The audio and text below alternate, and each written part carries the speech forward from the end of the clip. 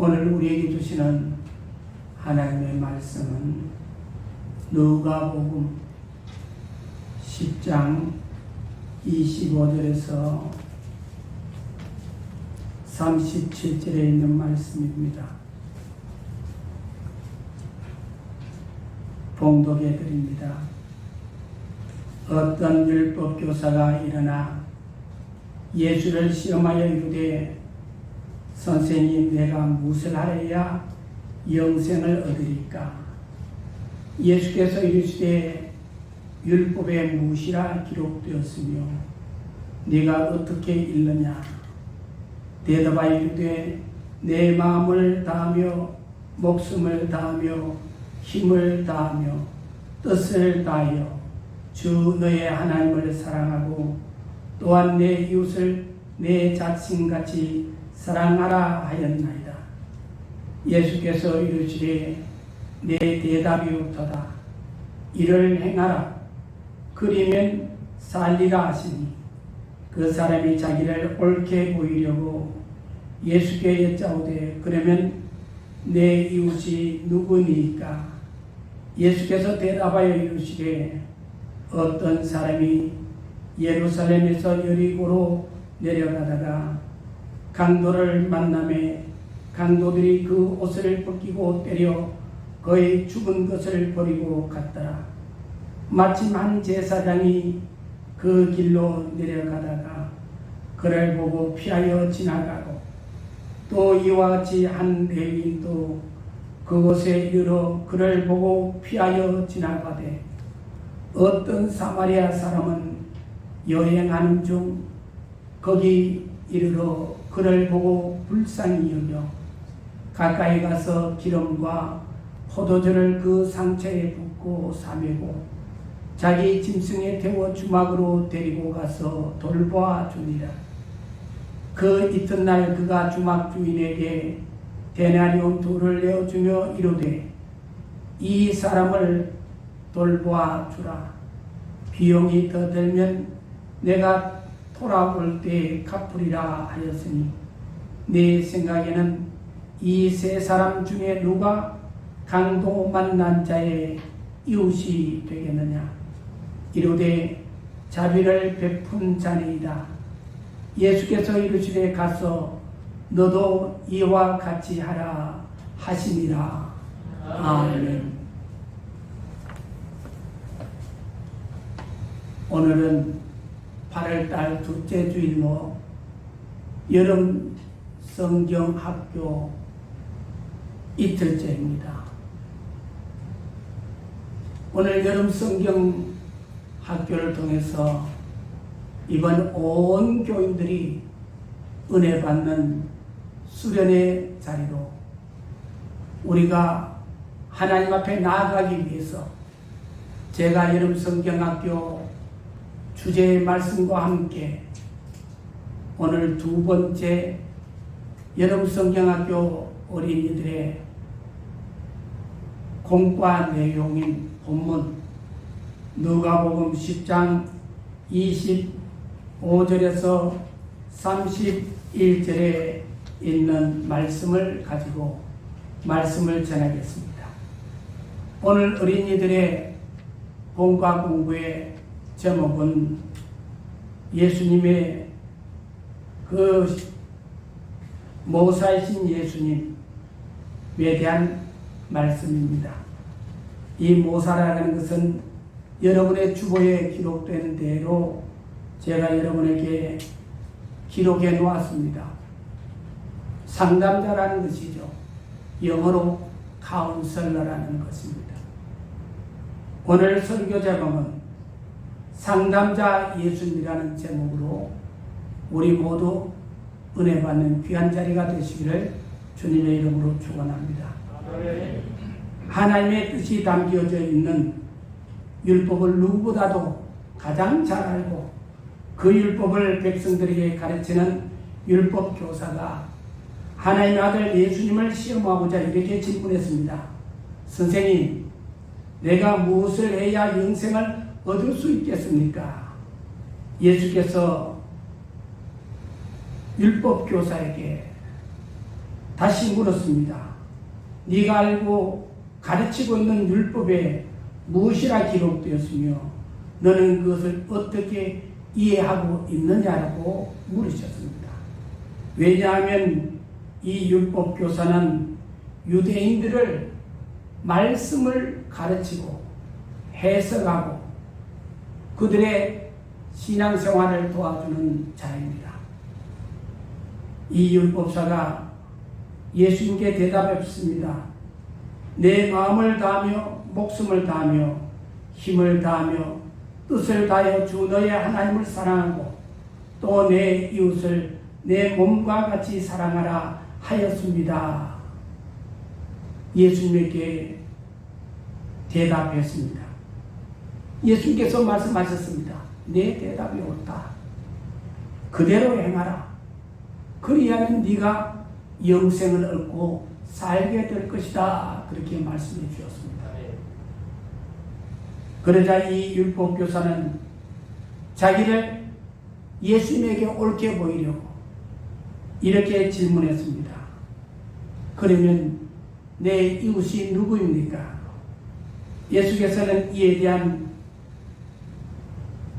선한 사마리아 사람의 비유를 들어서 내 이웃이 누군지를 깨우쳐 주셨습니다.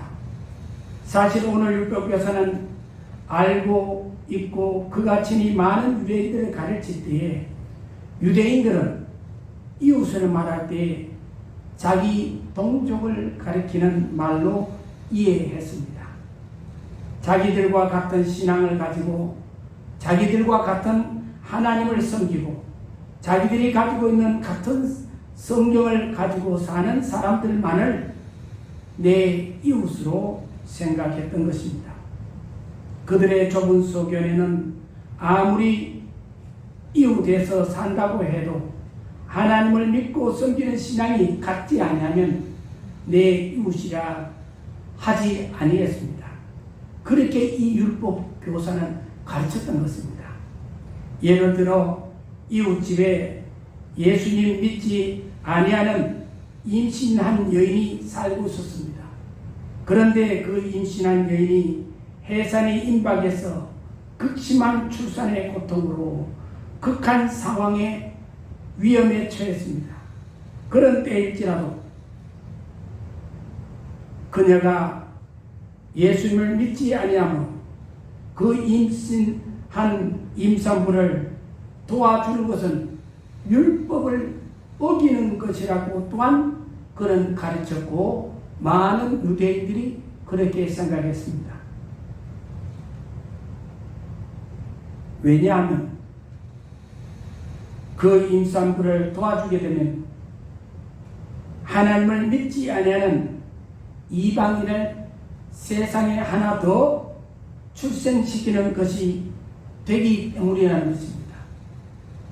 하나님의 말씀을 그 누구보다도 가장 잘 알고 하나님의 뜻대로 산다고 하는 율법 교사가 이런 신앙을 가지고 이런 생각을 가지고 있으니 하나님의 아들 예수께서 얼마나 답답하셨겠습니까?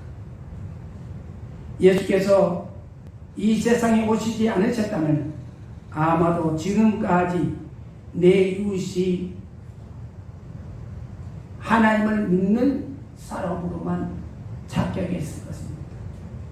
하나님은 사랑이라 하셨는데 하나님의 사랑이 하나님을 믿는 유대인들에게만 국한되었을 것입니다. 그런데 성경은 우리에게 말씀합니다. 하나님이 이 세상을 사랑하셨다고요. 우리의 온 인류를 사랑하신 것입니다. 그래서 그 이웃을 내 몸과 같이 사랑하는 실천을 보여주시기 위해서 그들에게 구원 곧 영생을 주시기 위해서 독생자를 보내주셨습니다. 내 몸같이 사랑하셔서 누구든지 죄가 있으면 그 죄값으로 인해서 죽을 수밖에 없습니다. 하나님을 알지 못하고 하나님을 섬기지 아니하는 자들은 영생을 얻지 못합니다. 그래서 예수님께서는 하나님을 알지 못하는 그 죄를 친히 담당하시고 누구든지 예수님을 믿으면 구원을 얻는 영생을 허락해 주신 줄로 믿습니다. 오늘 상황을 보면은 예수님도 유대인이요, 율법사도 유대인이요, 예수님을 둘러서서 예수님 말씀하시는 그 말씀을 듣고 있는 많은 사람들이 다 유대인입니다.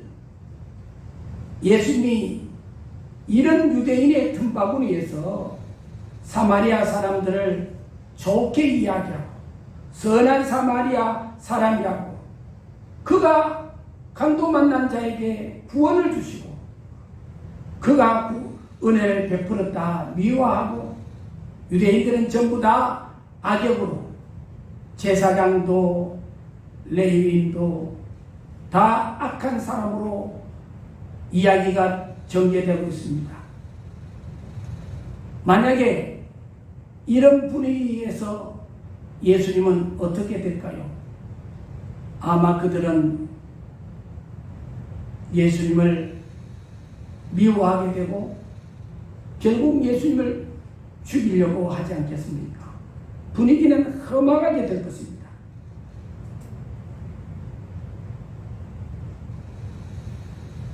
그런데 예수님께서 이런 선한 사마리아 사람의 이야기를 하고 난 다음에도 예수님께 대항한다든지 트집을 잡는다든지 공경한다든지 하는 사람이 아무도 없었던 것을 보면은 무언가 이유가 있었을 것입니다. 무슨 이유 때문일까요? 예수님이 만들어낸 이야기를 하시는 것이 아니라 한때 유대나라 사람들의 입에 많이 오르내렸던 회자되었던 이야기입니다. 실제로 있었던 이야기입니다. 꾸며낸 이야기가 아니고 만들어낸 이야기가 아니고 실제로 있었던 이야기를 예수님이 하시기 때문입니다. 예수님께서 질문을 던진 율법사를 위시하여 그 자리에 서 있는 상당수의 사람들이 언젠가 저질렀던 일을 끄집어내서 이야기하신 것이라 생각됩니다. 다시 말하면 이 이야기에 등장하는 제사장이 바로 너 아니냐? 너도 한때 그런 짓을 하지 않았느냐? 다 죽어가는 사람을 보고도 도망가지 않았느냐? 하는 식으로 그들의 양심을 찔러서 변명을 못하도록 이야기를 끌고 갔다고 볼 수가 있습니다.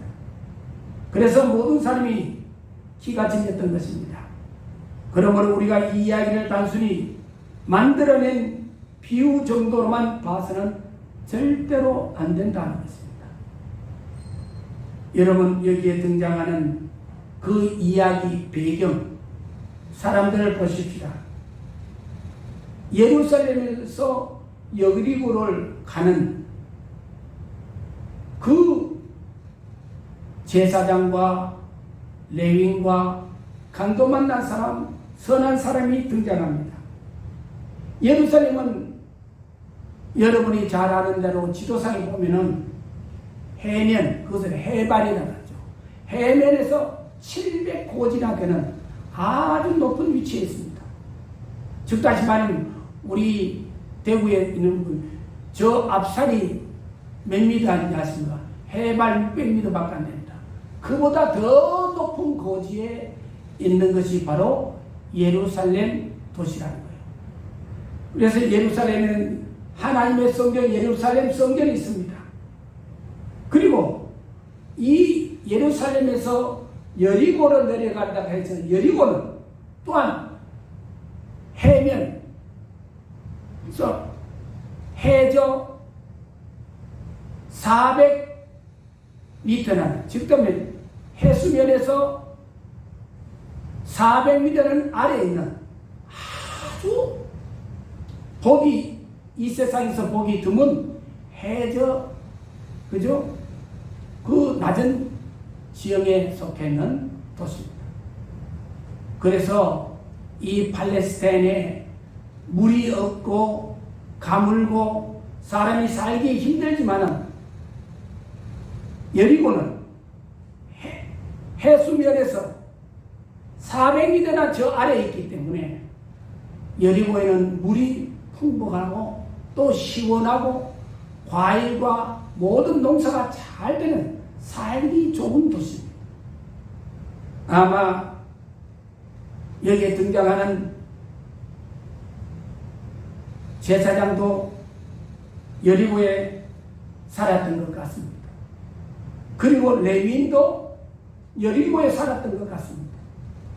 그리고 이 사마리아 사람이 여리고에 가는데 여리고에는 앞서 말씀드린 대로 농사도 잘 되고 열매도 잘 되고 그러니까 아마 상업차 아니면 여행차 여리고에 갔던 것 같습니다.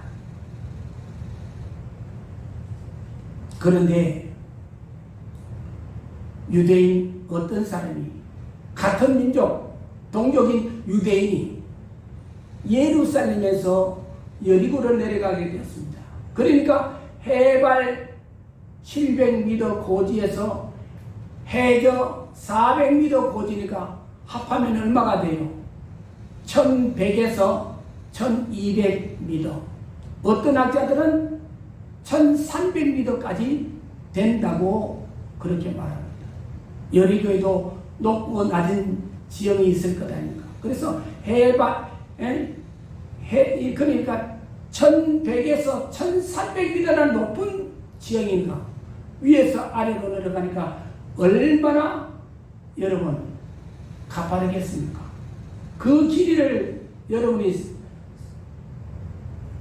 지형 예루살렘에서 여리고에 가는 그 거리는 아마 서울에서 저 시흥 안산쯤 되는 그죠? 얼마 되지 않아요.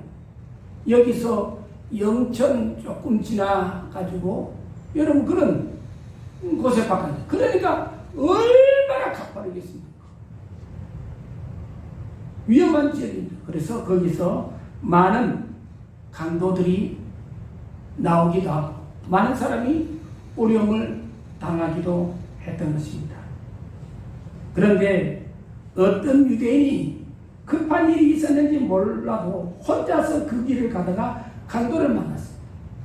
여러분 굉장히 험한 길이기 때문에 거기에 강도들이 자주 출몰하기 때문에 유대인들과 많은 사람들은 3사람, 4사람, 5사람, 6사람 같이 그 길을 걸어갔던 것입니다.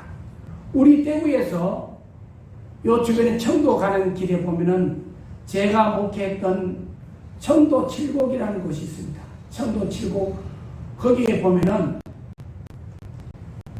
대구와 청도 칠곡 사이에 거의 팔조령이라는 그 산과 고개가 있어요.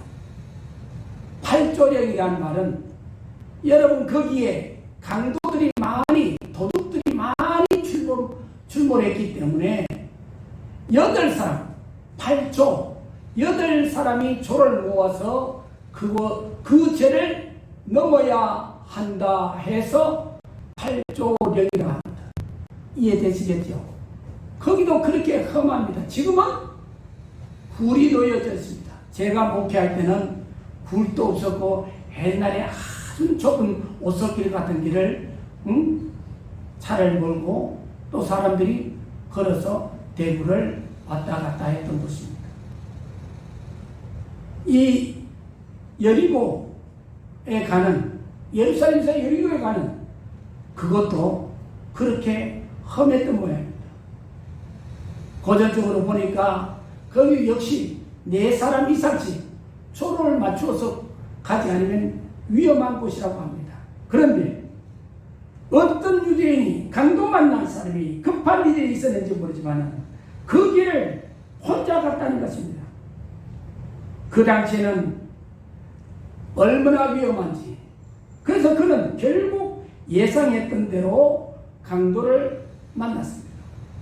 그리고 가진 것을 다 빼앗겼을 뿐만 아니라 그리고 생명마저도 위험에 처하게 되었습니다. 죽게 되었다 하는 말씀을 오늘 성경에 말씀하고 있습니다. 때마침 제사장이 그 길을 지나게 되었습니다. 지나가다가 사람의 신음하는 소리가 나서 가서 보니까 피투성이가 된 사람이 아무것도 입지 않고 발게 깎게 벗겨져서 누워있는 것입니다. 아마 그때 당시는 의복도 굉장히 귀했기 때문에, 입는 옷이 귀했기 때문에 이 강도들이 그 강도 만난 사람의 그 옷마저도 발갛게 벗겨버리고 가져간 모양입니다. 마치 예수님께서 십자가에 달려 돌아가실 때에 예수님의 옷뿐만 아니고 속옷까지도 누가 제비 뽑나 했는 것처럼 그들이 예수님의 옷까지도 속옷까지도 다 가져가고 제비 뽑았던 것과 똑같은 것입니다. 아마 그때 당시에 옷이 그렇게 귀했던 것이죠. 아마 이 사람은 아무 일 없기를 바랬지만은 강도를 만났습니다. 그런데 이 제사장이 그 광경을 보고 무슨 생각을 했을까요? 성경에 보면은 피하여 도망갔다라고 기록되어 있습니다. 그런데 제사장들은 예루살렘 성전에서 제사일을 전부 총지휘하고 그 제사일을 실제적으로 지도하기 위해서 자기가 맡은 당번이 있습니다. 어느 달은 어느 제사장, 어느 제사장 이런 식으로 당번이 정해져 있습니다. 아마 이 사람이 이런 당번이 되어 여리고에 집에서 가족을 두고 예루살렘에 가서 한 달 정도 제사장으로서 일을 한 것 같습니다. 이제 여리고로 돌아가는 길입니다. 한 달 동안 떨어져 있던 가족들을 생각하면서 얼마나 발걸음을 재촉하며 내려갔겠습니까? 가족이 보고 싶었고 더욱이 내려가는 길은 강도가 가끔 출몰하는 곳이기 때문에 은근히 불안해서 걸음을 더 빨리 재촉했을 것입니다. 그런데 지금 이런 피투성이가 된 사람을 보았으니 무슨 생각이 나겠습니까? 이 사람을 건드리다가는 오늘 밤 내가 집에 못 갈 것 같다 생각했을 것입니다. 강도가 또 나타날지 모르잖아. 내가 제사장인데 이 피 묻은 사람을 건드렸다가는 내가 부정해지면 어떻게 하나 그렇게 생각했습니다. 민수기서에 보면은 죽은 사람의 시체를 만지게 되면은 7일 동안 부정해서 사람들 가까이 못 가고 하나님의 일을 하지 못하는 법이 있습니다. 그러니까 지금 그도 가족들을 보고 싶어서 얼마나 보고 싶었던지 그도 혼자 가는 길이었습니다. 그죠? 위험한데도 불구하고 얼마나 가족이 보고 싶었고 집이 걱정이 되었고 자식들이 걱정이 되었지 않겠습니까? 오늘과 같이 치안이 잘 되어 있고 먹고 살기가 좋은 세상이 아니잖아요. 잘못하면 우리 가족이 위험을 당할 수가 있고 자식이 위험을 당할 수가 있습니다. 그래서 제사장도 급히 자기 일을 마치고는 자기 집에 돌아가는 길이었습니다. 그런데 죽은 사람의 시체를 맞으면 더군다나 제사장으로서 제사장이 임무도 감당하지 못할 뿐만 아니라 어떻게 해요? 자기가 제사장이 부정한 사람이 되는 거, 하나님의 말씀 율법을 어기는 것이 되어지는 것입니다.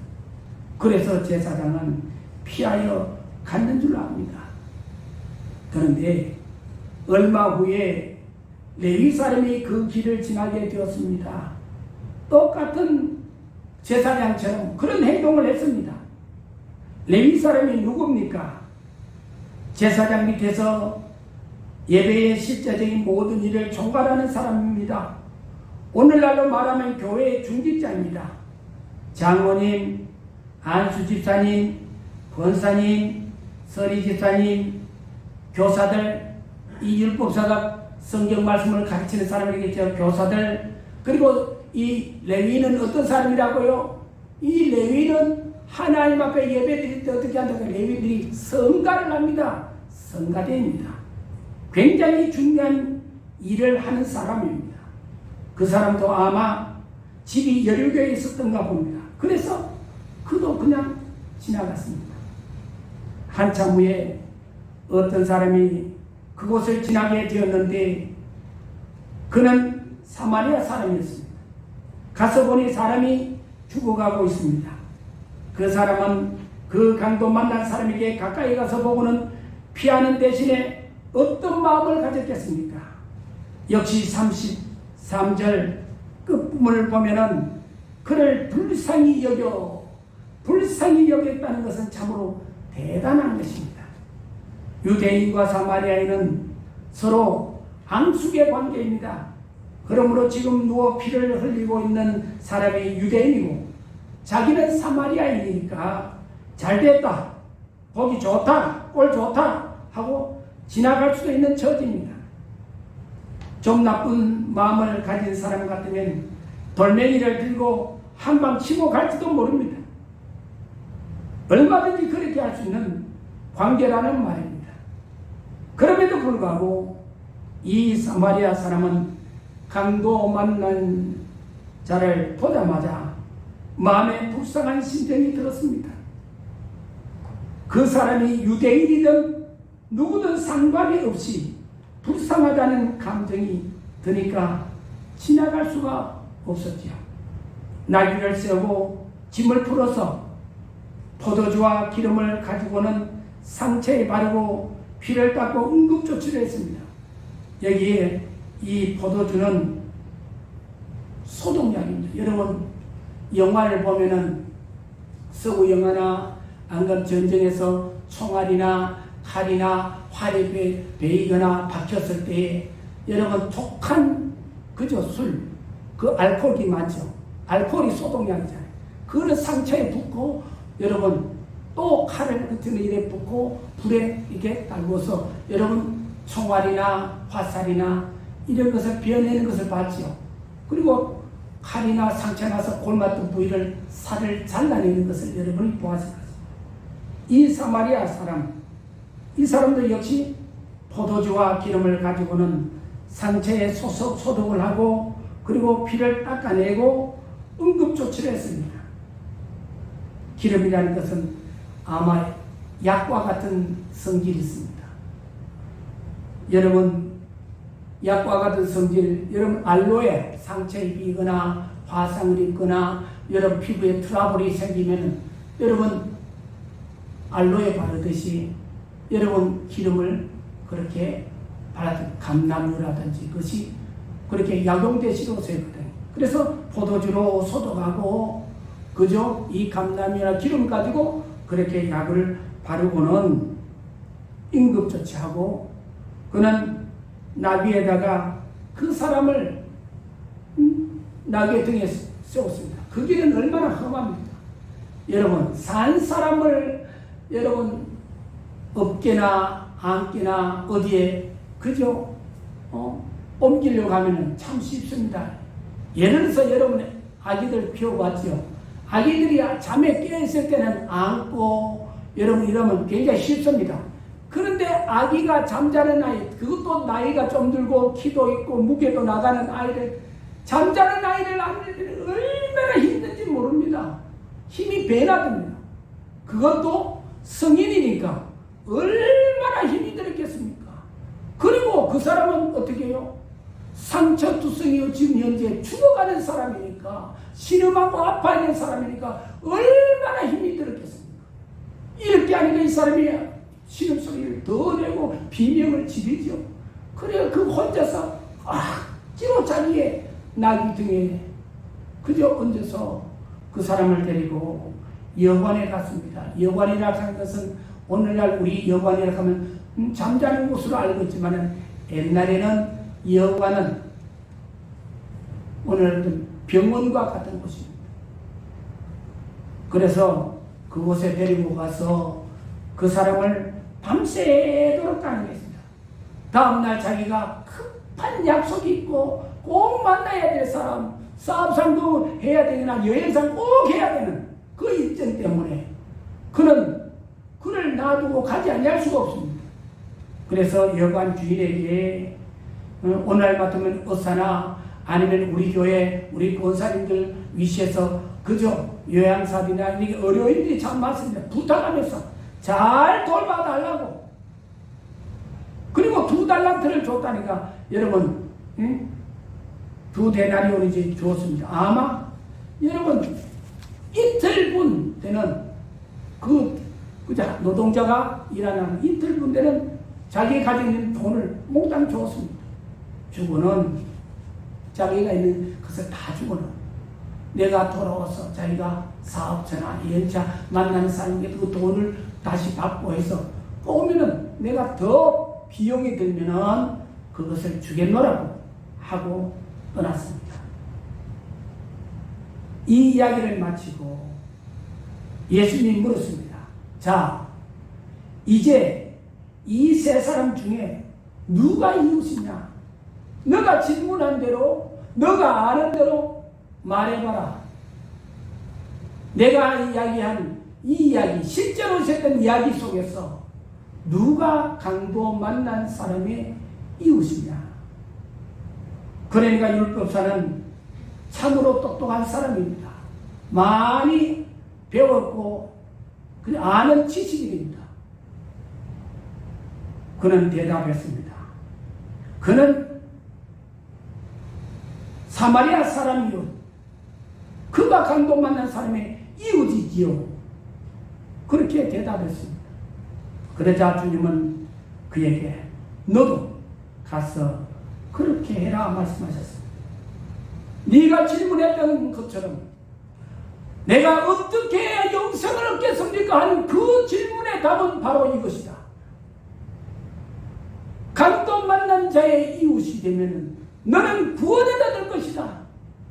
네가 말한 대로 하나님의 말씀대로 하나님을 사랑하고 내 이웃을 내 몸같이 사랑하는 그 말씀을 실천하면 너도 구원을 얻을 것이다.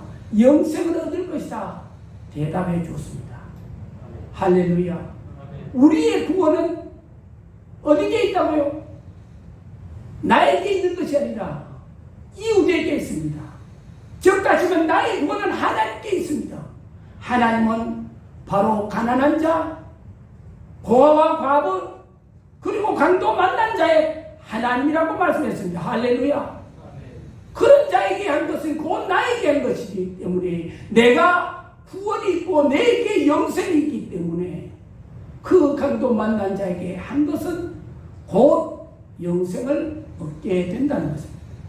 네가 아는 대로 하나님의 말씀을 네가 가르치는 대로 네가 실천해 신앙생활로 옮기면 행동하면은 말씀대로 행하면은 구원을 얻는다는 겁니다. 할렐루야. 이것이 오늘의 예수님의 말씀의 요지입니다. 답입니다. 이 이야기에 핵심적인 교훈이 몇 가지가 있습니다. 한마디로 말해서 무관심은 죄다는 것이요, 무관심은 악이다는 것. 우리 다 같이 따라해 봅시다. 무관심은 죄입니다. 레위인도 하물며 제사장도 무관심했습니다. 그러나 유대인들이 그렇게도 미워했던 동족 사마리아 사람은 관심을 가졌습니다. 그래서 제가 여러분에게 설교하고 우연히 때 많이 가르치던 말씀 한번 따라 보입니다. 사랑은 관심입니다. 여러분, 하나님은 사랑이십니다. 하나님을 사랑하고 위로는 또 아래는 내 이웃을 내 몸같이 사랑하라 하시는 것이 하나님의 모든 율법과 하나님의 선지자들과 성경의 빌들 모든 말씀입니다. 이 말씀은 사랑입니다. 사랑은 관심입니다. 사마리아 사람처럼 선한 사마리아처럼 강도 만난 자에, 위험에 처한 자에게, 죽어가는 자에게 관심을 갖는 겁니다. 부모들이 자식을 살리고 인간되라 싶어서, 또 우리 믿는 자들은, 믿는 아이들이, 정말로 내 아이들이 정말로 신앙생활 잘해서 하나님의 축복과 구원과 영생을 얻게 하기 위해서 그들에게 말하잖아요. 가르치잖아요. 관심을 가지고 있잖아요. 그래서 관심을 갖다 보니까 말을 하고 하면 자녀들은 그것이 잔소리로 여기거나 때로는 귀찮게 해요. 사랑하는 성도 여러분, 우리 학생들, 어린이들, 엄마와 아버지가, 할아버지, 할머니가 이야기하는 것은 여러분이 잘 되고 훌륭한 사람 되고 훌륭한 믿음의 사람 되고 축복의 사람 되고 구원받고 영생 얻기 위해서 여러분 말하는 것입니다. 그것은 결코 잔소리가 되지 않는 것입니다. 잔소리라 생각한 사람은 그 사람의 인격이 문제입니다. 그 아이의 품성이 문제입니다. 여기에서 있는 목사도 마찬가지입니다. 우리 성도들이 신앙생활 잘해서 정말 구원 얻고 영생 얻고 이 땅에 살면서 또한 하나님의 축복과 기업을 누리게 하기 위해서 말씀을 전하고 전하는 이 말씀, 가르치는 것을 여러분이 잔소리라 생각해서는 절대 안 된다는 거예요. 곧 여러분에 대한 관심이 있어서 그럽니다. 관심은 곧 사랑인 것입니다. 할렐루야. 오늘 주는 핵심적인 교훈 몇 가지가 있습니다. 첫째는 내 이웃이 누구냐가 중요한 것이 아니라 내가 누구의 이웃이 되느냐가 중요하다는 것입니다. 둘째는 내 몸과 같이 사랑하는 것은 감정의 문제가 아니라 행동의 문제라는 것입니다.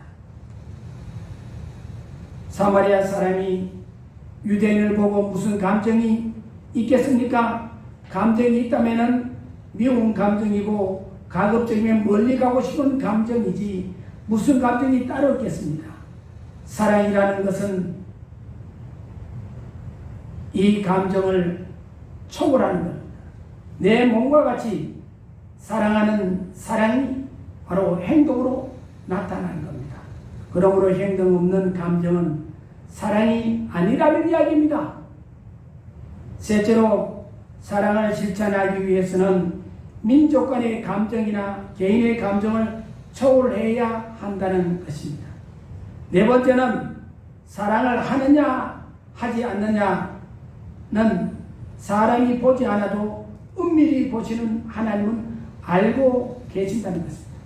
아무리 사람이 없는 신신산중이라 할지라도 하나님이 보고 계신다는 이야기입니다.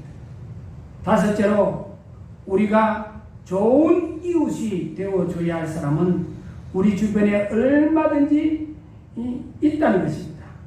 이웃을 찾으려고 멀리 찾아다닐 필요가 없습니다. 내 주변에 가면 얼마든지 사랑을 필요로 하는 사람들이 있다는 것입니다.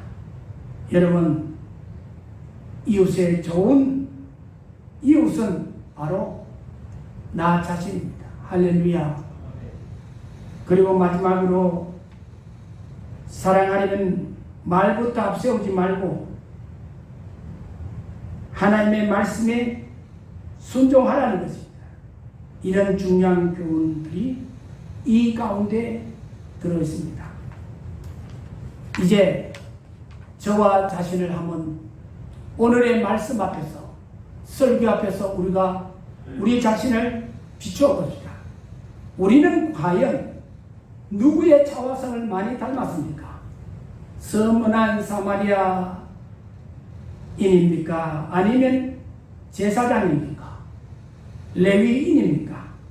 누가 우리 자신의 자화상을 더 잘 그리고 있습니까? 아마 여러분 가운데 선한 사마리아인 같은 분들도 많이 계실 것입니다. 저는 알고 있습니다.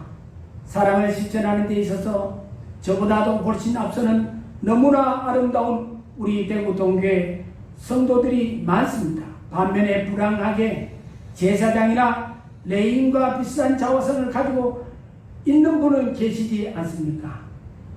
여러분 한번 생각해 보십시오. 레위는 오늘 저와 여러분과 같이 지금 성전에 그들은 가서 한 달 동안 얼마나 많은 은혜를 받았습니까? 얼마나 많은 제사를 하나님께 드렸습니까? 얼마나 많은 하나님의 말씀, 시편 말씀과 그 말씀을 가지고 찬양하며 구약의 예언의 말씀을 읽었습니까? 예복을 입고 하나님 앞에서 두 손 들고 기도하며 얼마나 열심히 하나님을 찬송했습니까? 쉽게 말하면 은혜를 많이 받은 사람들입니다. 은혜를 많이 받고 지금 돌아가는 길입니다. 그러나 막상 사랑을 줘야 할 대상을 보았을 때 그들은 슬금슬금 피하고 도망갔습니다. 그렇다면 그들이 받은 은혜란 도대체 무엇입니까? 저와 여러분이 받은 은혜란 무엇입니까? 그 은혜가 그들에게 무슨 도움이 됩니까? 오늘 우리도 잘못하면 그들과 같이 될 수 있습니다.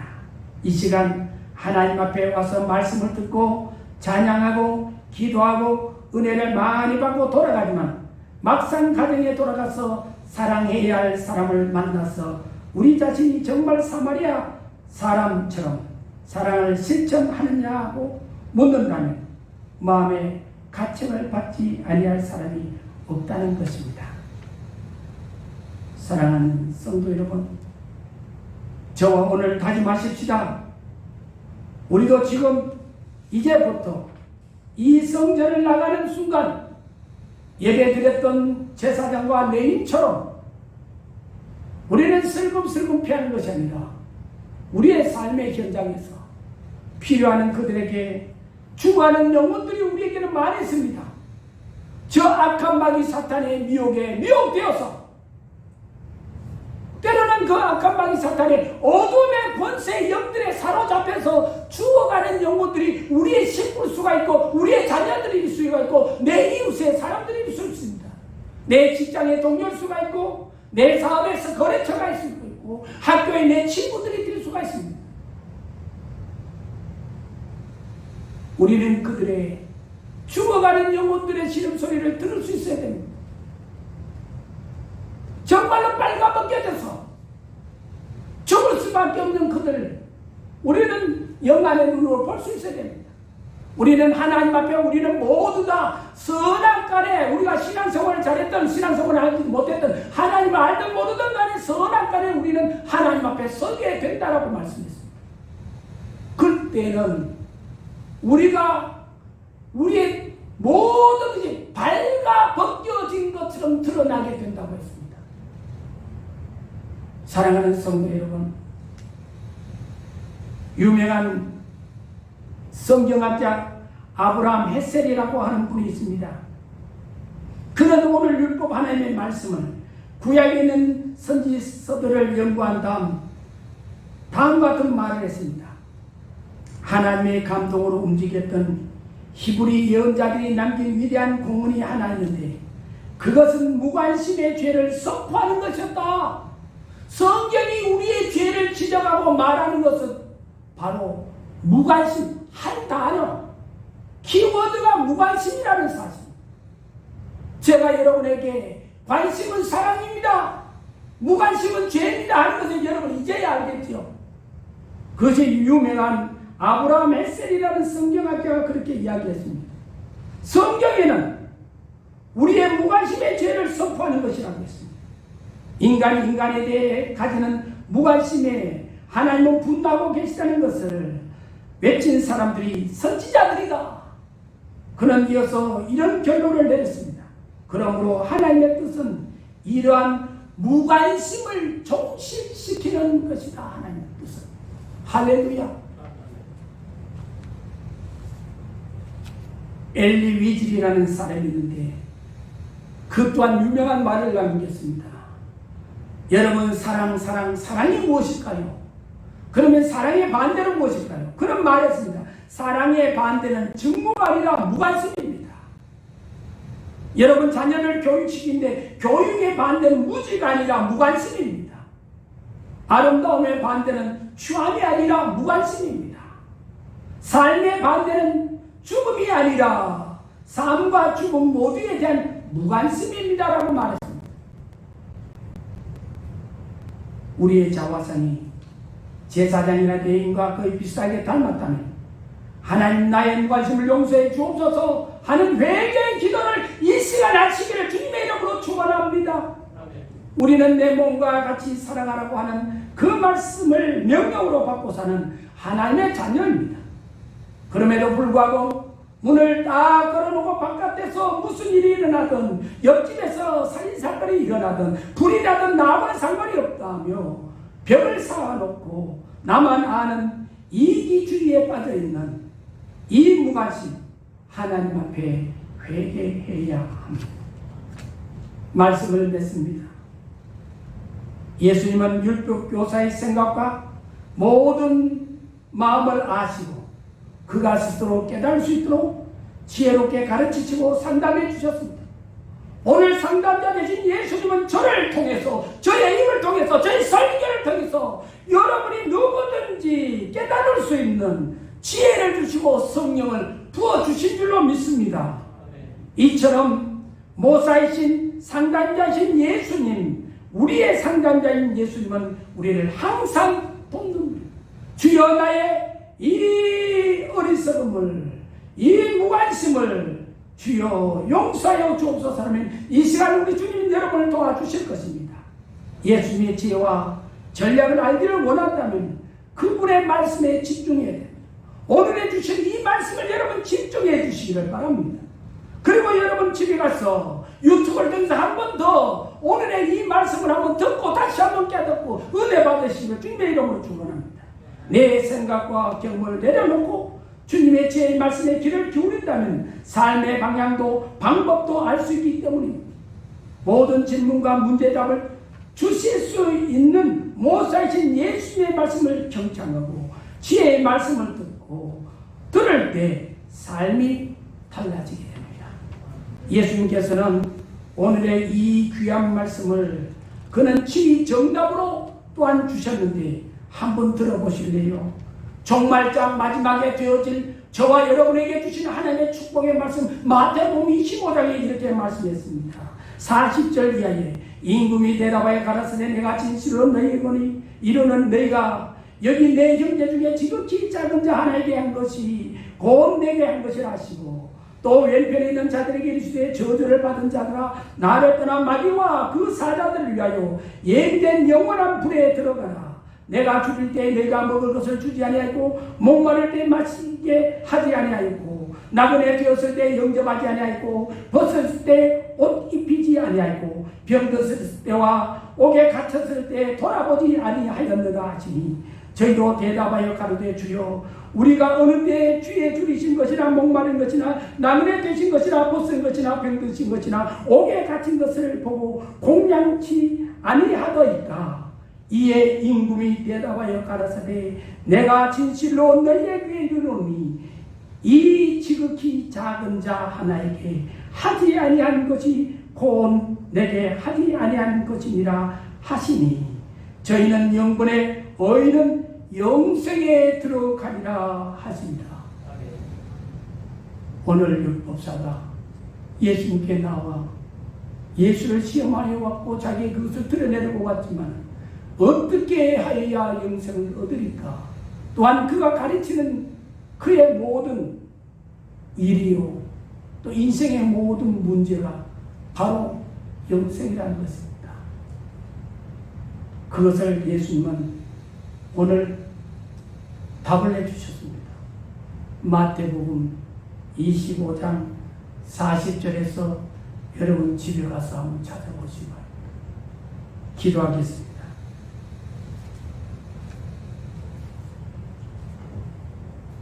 여러분도 예수님을 만나고 예수님과 상담하여 말씀대로 행하면 구원 곧 영생을 얻습니다.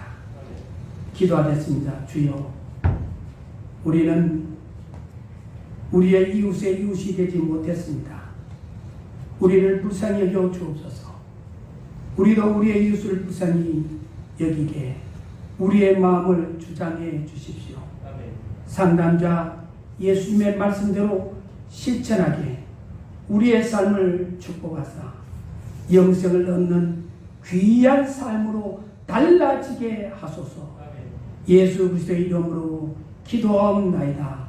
아멘.